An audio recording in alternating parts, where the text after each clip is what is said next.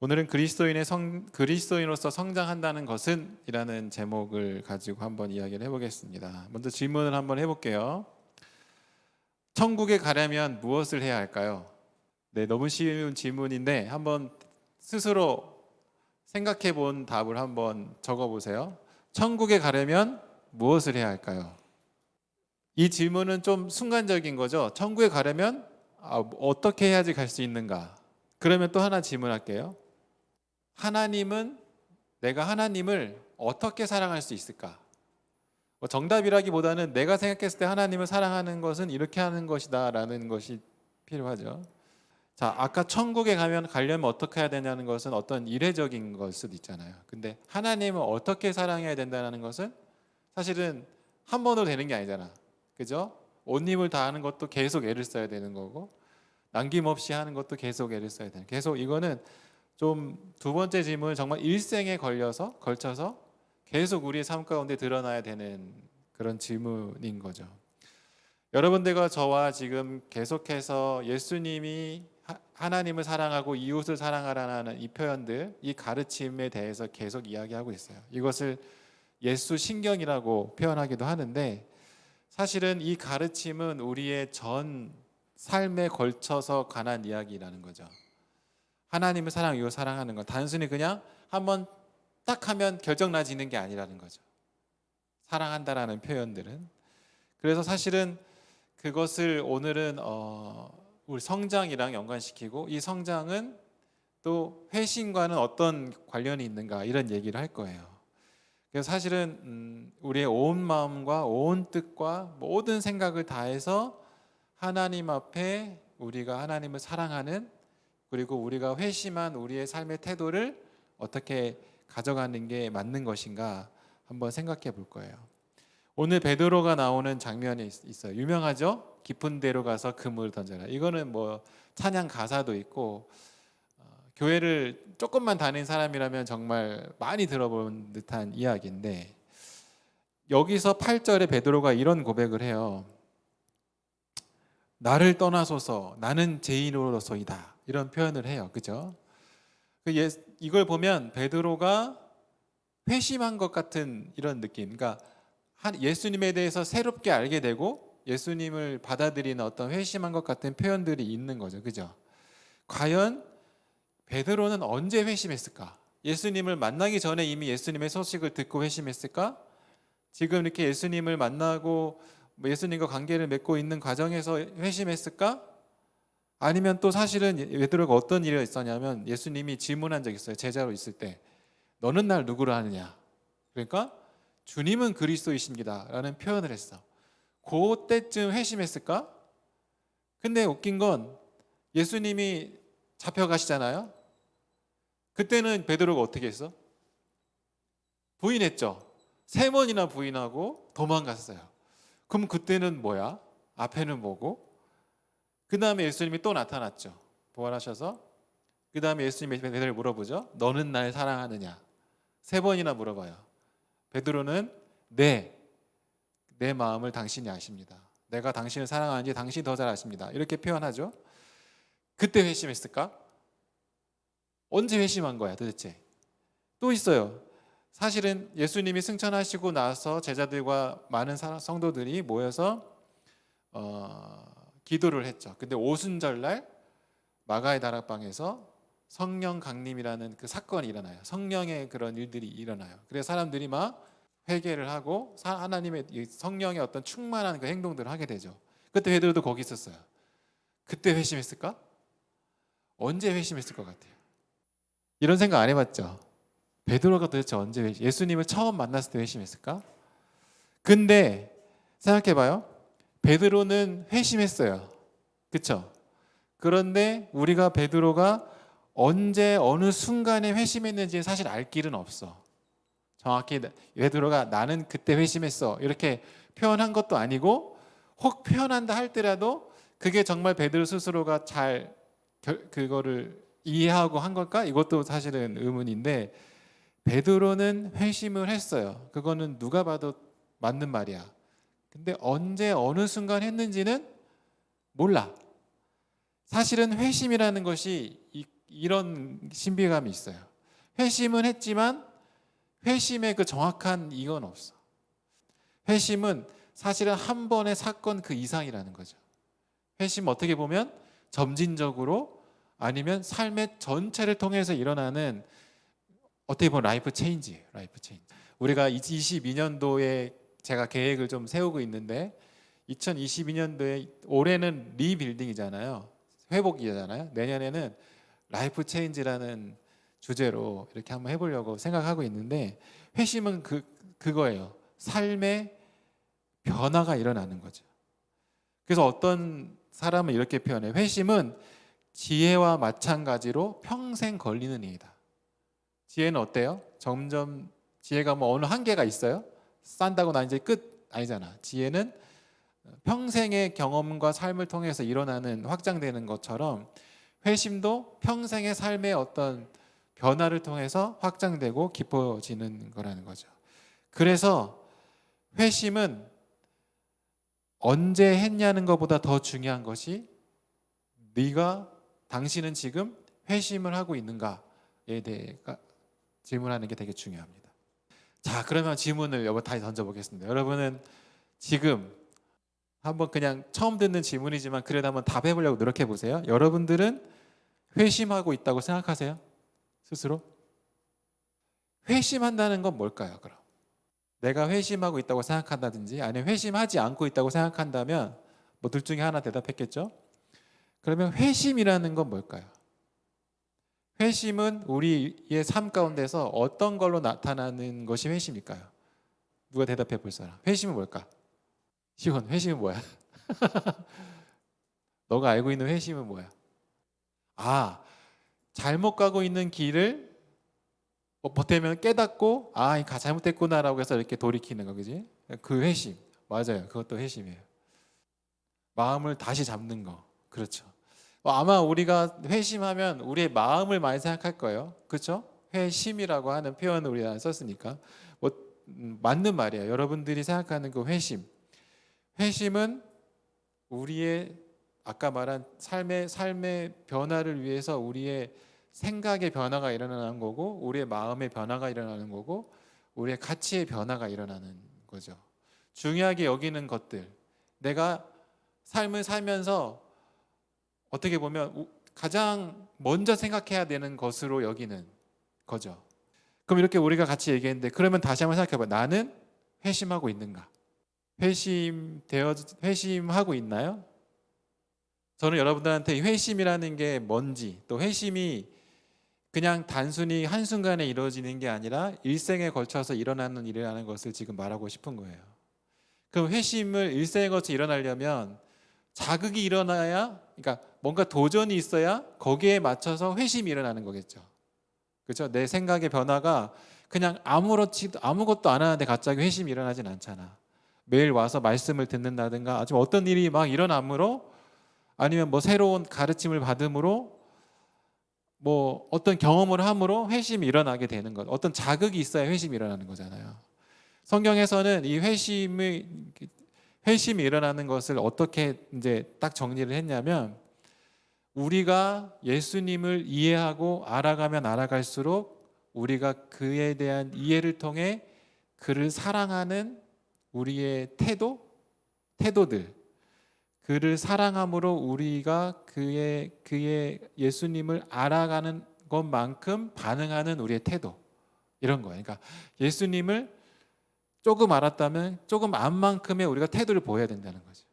그래서 사실은 성경에 이런 거죠. 예수님을 따라 살아가라, 이런 표현들이 있죠. 그렇죠? 우리가 신앙생활 할 때 많이 얘기 듣죠. 예수님을 따라 살아가다. 예수님이 우리에게 예수님을 알면 알수록 우리의 삶은 그에 대한 사랑으로 응답을 하는 거죠. 예수님이 사랑에 대해서 우리에게 도전을 줬다면 우리가 진실하게 응답을 하는 거죠. 예수님이 정직에 대해서 우리에게 도전을 줬다면 정직에 대한 응답을 하는 거예요. 무수히 많죠. 그래서 평생에 걸쳐서 예수님을 알아가는 것이 중요하고 그 알에 대한 우리의 반응이 중요한 거예요. 무슨 말인지 다 알 거예요. 다 아는데 쉽지 않죠. 아는 만큼 반응을 못하는 게 어려워요. 매주 설교를 듣는데 듣는 거에 대한 우리의 반응을 못하는 게 어려워요. 우리는 엄청나게 공부를 많이 하는데 적어도 공교육으로 12년을 하는데 그만큼 배웠으면 저 엄청난 학문이거든요. 근데 다 대단한 사람이 되지 않잖아. 그죠? 왜냐하면 받은 만큼 거기에 대한 반응을 못 보이기 때문에 그래요. 예수님에게 사랑으로 응답한다는 태도는 뭘까? 대단한 사람 한 명 얘기하겠습니다. 너무 근데 여러 사람이 있는데 되게 모르는 사람도 제가 한번 발견했고 너무 잘하는 사람을 얘기하는 게 좋을 것 같아갖고 슈바이처 알죠? 너무 잘해서 제가 설명을 길게 할 이유도 없어요. 슈바이처를 생각해 보면 슈바이처는 의사, 음악가, 철학자, 신학자이면서 목사였어요. 그러니까는 이런 슈바이처의 이력만 봐도 그는 그 당시에 그냥 자기 환경에서 그냥 크게 애쓰지 않고 살아가도 풍요롭고 평화롭고 안전하고 존경을 받으며 살아갈 수 있는 그런 사람이었어요. 근데 그런 삶이 보장된 그 사람이 여러분들 알다시피 아프리카에 있었잖아요. 마지막 그 생애를 마칠 때까지. 슈바이처에게 있어서 그의 삶의 가치는 뭐였냐면 생명의 경외. 그러니까 생명이 얼마나 경외롭고 생명이 얼마나 소중하고 그 생명이라는 것이 얼마나 우리가 잘 지켜내야 되고 그 생명을 잘 보존하기 위해서 도와줘야 되는지에 대한 생각이 가치가 생긴 거예요. 슈바이처에게. 그래서 그것 때문에 슈바이처는 그의 삶을 어떻게 했냐면 의료적인 혜택을 받지 못하는 곳에 가서 그들을 도우며 살아야 되겠다 하고 의료봉사를 평생 걸쳐서 한 거죠. 그 생애를 바친 거죠. 슈바이처가 그리스도인이 된 후 그리고 예수님을 알아가면 알아갈수록 그의 삶이 그냥 개인적인 삶의 어떤 만족과 풍요로움과 개인의 어떤 좋음에서 그치는 것이 아니라 예수님을 알아가면 알아갈수록 그 예수님을 안 만큼의 그 사랑의 반응을 보인 거죠. 그 결정체가 아프리카에 가서 의료봉사를 하는 거죠. 이렇게 보면 회심은 조금 더 공식적인 표현 같은 공식적인 표현은 이상 조금 더 이렇게 좀 뭔가 정리된 표현처럼 해보면 회심은 사적인 영역에서 공적인 영역으로 내 마음을 옮겨가는 거예요. 평상시에 삶을 살 때 내 삶에 관심이 많았던 영역이 컸다면 회심하면 회심할수록 공적인 영역의 삶으로 더 옮겨가는 거죠. 내가 더 마음이 쏘이고 더 사랑을 드리고 더 애를 쓰고 이렇게 옮겨가는 것이 성경에서 말하는 회심이라는 거죠. 결국은 하나님의 뜻이 자신의 뜻과 일치하는 그런 표현이 우리나라 혼연일체 막 이런 표현이 있어요. 혼연일체. 그러니까 우리가 우리의 뜻을 크게 키우잖아요. 여러분들 삶의 비전을 갖잖아요. 그죠? 목표를 갖고. 그래서 배움과 아니면 내 깨달음과 나의 능력이 커갈수록 이걸 해야 되겠다. 이걸 해야겠다. 이렇게 생각을 하고 키워갈 거예요. 여러분 다 꿈이 있고 그럴 거예요. 근데 그 꿈의 결국 그 꿈 위에 뭘 얹으냐 하면은 하나님의 뜻을 얻는 게 사실 기독교인의 삶인 거지. 그 꿈을 실현하는데 궁극의 목적은 뭘 얹어가냐면 하나님의 뜻을 얹어가는 거죠. 그래서 하나님의 뜻과 나의 뜻이 맞춰져가는 내가 하나님의 뜻으로 나의 비전이 이렇게 일체해가는 것이 회심이라는 거라는 거죠. 그게 우리 그리스도인의 삶이라는 거예요. 다시 한번 표현하자면 우리는 예수 그리스도를 믿고 살아감에 있어서 점진적으로 회심을 해 나가야 됩니다. 예수님을 알아가면 알아갈수록 거기에 반응을 보여야 되는 거죠. 그리고 그 삶의 그 영역은 사적인 영역에서 공적인 영역으로 옮겨가는 거예요. 조금 더 적극적으로 표현하면 내 개인적인 삶에서 이웃을 위한 삶으로 넘어가는 거죠. 조금 더 거창하게 얘기하면 나만의 삶에서 나에게만 그 좋은 일들을 일어나는 것이 아니라 인류에게 공헌할 수 있는 삶을 살아가는 것이 회심. 지금 사회에서도 이제 그런 가치들이 굉장히 중요하게 생각되어지고 있습니다. 기업에서도 이 사람을 뽑을 때 자기 혼자만 살 것을, 자기 혼자만의 어떤 개인적인 성향이 있는 사람이냐, 아니면 누구와 같이 함께 뭔가를 이뤄갈 수 있는 성향이 있는 사람이냐, 이런 걸 보길 원해요. 장신대 가시잖아요. 장신대도 집단 면접이라는 걸 보거든요. 왜 집단 면접을 보냐면 자기들끼리 어떤 주제에 대해서 이야기를 하고 평가자는 뒤에서 보고 있어요. 면접관은. 그래서 어떻게 이야기를 주고받는가. 그래서 너무 독단적으로 하게 되면 그 사람도 좋은 점수 못 받고, 너무 소극적으로 그냥 뭐랄까, 그냥 걸쳐가는 분위기면 그 사람도 좋은 점수 못 받고, 협력하고 함께하고 다른 사람을 위해서 또 이 공동체를 위해서 하는 일에 대한 관심을 갖는 사람들이 중요한 뭐 기업이나 아니면 교회나 공동체나 인류를 위해서 중요한 일을 할 것이라는 것이 이미 이제 많은 사람들에 있어서 중요한 가치로 여겨지고 있어요. 최근에 그 블로그를 보다가 CEO들이, 그러니까 창업자들, 성공한 창업자들에 대한 인터뷰들이 엄청 많이 있는 그 블로그를 발견했어요. 굉장히 좋더라고요. 우리나라의 성공한 창업자들이 자기는 왜 했는지, 앞으로 뭐 하는지. 근데 거기서 공통적으로 나타나는 게 뭐냐면,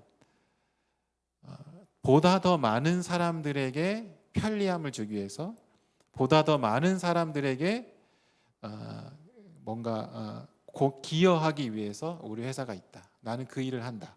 이런 가치들 엄청나게 많이 표현하고 있더라고요. 그것만 보더라도 세상은 이제 공적인 것에 관심을 갖고 있고, 인류를 위해서 어떤 일을 할 것인가, 그런 마음을 갖고 있는 사람들을 더 선호하는 경향이 있는 거죠. 이게 기독교에서 있었던 개념들이 이제 사회적으로 더 많이 퍼지게 되는 겁니다.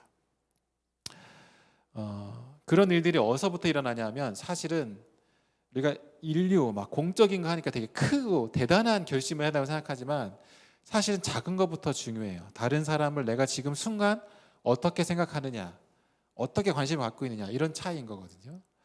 제가 어제 지하철을 타고 가다가 그 김지훈 전도사님이랑 같은 집 방향에서 1호선을 타고 쭉 가는데 그 사람이 엄청 많았어요. 근데 이제 어떤 한 여성분이 저보다 나이가 좀 많은 여성분이, 뭐 어떻게 표현할지 모르지만 이제 정신줄이 낮다고 해야 되나, 뭐 그런 있잖아요. 좀 그런 분들 좀 있잖아요. 그래서 엄청 큰 소리로 자기 얘기를 막 하는 거야. 불편하죠. 주변에 있는 사람들이 다 이렇게 하고 있는데 막 크게 떠들고 막 춤도 추시고 막 이러셨어. 그런데 사람들이 뭐 좋게 보지는 않겠죠. 근데 아무도 말 안 하고 있는데 어떤 한 아저씨가 엄청 큰 소리로 그 여성분을 막 욕을 하는 거예요. 비하를 하는 소리를 하는 거예요. 막 뭐 입에 담지 못할 말을 막 하는 거예요. 그래서 좀 그 얘기를 확 듣는 순간 마음이 좀 안타까웠어. 내 마음이 저럴 것까지는 없는데, 이런 마음이 안타까웠어. 근데 그 순간 나 자신을 또 발견하게 됐어. 나도 그분이 그렇게 시끄럽게 떠드는 것이 조금 불편했던 마음이 생각이 난 거야. 그래서 나도 속으로 되게 부끄러웠어. 어쩌면 우리는 정상적이라는 그 잣대를 가지고 사람이 갖고 있는 그 존엄, 그 사람에 대해서 함부로 생각하고 선입견을 가지고 생각하는 경향이 있다라는 생각을 하게 됐어요, 어제. 그러니까 소리는 내지 않지만 비밀스럽게 내 마음속에서는 누군가를 향해서 불편함을 표현해 버리는 거죠. 물론 그 여성분이 무조건 잘했다는 건 아니야. 근데 우리가 어떤 한 사람에 대해서 생각할 때 그 사람에 대한 그 존귀한 가치를 존중해주지 못하고 있는 경향이 있는 거죠. 내가 불편하다는 이유로, 정상적이지 않다는 이유로, 그 정상은 또 뭐야? 그런 이유로 나 말고 다른 사람, 타인에 대해서 별로 관심도 없을 뿐더러 내가 좀 불편하면 비난의 대상이 되어져 버리는 게 우리가 조금 쉽게 만나는 지금 사회인 것 같아요. 근데 이렇게 이타적인 것, 인류를 위해서 구원하는 삶을 살기 위해서는 그 작은 것부터 시작해야 되거든요. 내가 다른 사람을 어떻게 생각하고 있는가, 그 사람에 대해서 관심을 갖고 있는가. 그래서 밤에 집에 들어와서 그 여성분에 대해서 생각했어요. 진짜 어떤 사연이 있기에. 근데 그분이 한 말이 생각이 나더라고. 워낙 반복해서 큰 소리를 했기 때문에. 자기 외모에 대해서 나는 허리가 몇 인치고 얼굴은 아직도 뭐 뽀얗고, 막 나이가 한 50은 돼 보였는데 뽀얗고, 막 이 말을 계속 반복했어요. 그냥 추측을 해보건데 이분은 외모에 대해서 어떤 큰 충격이 있었던 거 아닐까? 라는 생각을 좀 해봤어. 계속 그거 반복해서 자기는 그런 사람이야, 그런 사람, 이렇게 하는 거 보면, 그러면 그분이 그렇게 된 게 그분의 잘못인가? 아니면 사회의 잘못인가? 사회의 잘못이라면 나는 거기서 괜찮은, 거기서 아무런 뭐랄까, 나는 거기서 자유로운 사람인가? 이런 생각하게 됐어요. 그게 우리가 회심하는 것, 점진적으로 그리스도인으로서 하나님의 사람으로 살아가는 것은 나에서부터가 아니라 나와서 다른 사람을 바라보고 그 사람을 존중해주는 것부터 시작하는 거죠. 그럴 때 이타적이고 인류를 위해서 공헌할 수 있는 사람으로 살아갈 수 있는 거죠. 오늘 제목을 그리스도인이 성장한다는 것은 무엇인가라는 제목으로 잡았어요. 그리스도인이 성장한다는 뜻은 점점 더 회심을 한다는 거예요. 예수님을 더 알아가면 알아갈수록 거기에 반응해서 회심을 한다는 거죠. 그리스도인이 성장한다는 것은 개인적인 삶의 영역에서 공적인 삶의 영역으로 우리의 삶의 가치를 점점 옮겨간다는 거죠. 그리스도인으로 성장한다는 것은 한 번의 성장으로 끝나는 것이 아니라 지속적인 성장을 하고 있는 것이 성장한다는 거죠. 그리고 이것들은 평생에 걸쳐서 일어나게 되는 거죠. 여러분들은 그리스도인이시죠. 그리고 지금 성장하고 있습니까? 아니면 멈춰 있습니까? 아니면 퇴보하고 있습니까? 어떻게 생각하세요? 이 예수신경, 제가 많이 참고하고 있는 책이 예수신경이라는 책인데, 여기에 있는 스캇 맥나이트라는 사람이 이 회심, 성장, 회심하는 거에 있어서의 우리가 어떤 행동을 하느냐, 우리의 영혼은 어떤 행동을 하느냐에 대한 표현을 이렇게 썼어요. 영혼의 부드러움, 끄덕임. 그래서 상상해봤어. 이런 거겠구나. 예수님 그렇군요. 그렇게 살아가야 되는군요. 그렇게 생각해야 되는군요.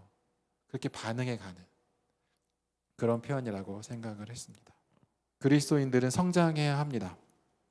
신앙 성장을 하는 주된 목적이 결국은 공적인 삶으로의 변화를 가져가는 거예요. 우리에게 대단한 삶을 지금부터 요구하진 않겠지만 그것을 강제로 그렇게 살아가라고, 넌 이제부터 의료봉사로 평생을 살아야 돼, 넌 이제부터 빈민촌에 가 살아야 돼, 너는 이제부터 목사가 돼야 돼, 그냥 강제로 우리를 밀어넣지는 않으시지만 우리 삶 가운데 점차적으로 우리의 동의와 우리의 끄덕임을 통해서 우리를 일어 세워서 가시는 거죠. 우리는 생각해야 됩니다. 신앙생활이 뭔가? 신앙생활의 영향이 나에게까지만 가서 끝일 것인가? 아니면 나에게까지 와서 나를 통해서 또 다른 삶이 흘러갈 것인가? 이것을 생각하는 여러분들이 됐으면 좋겠습니다.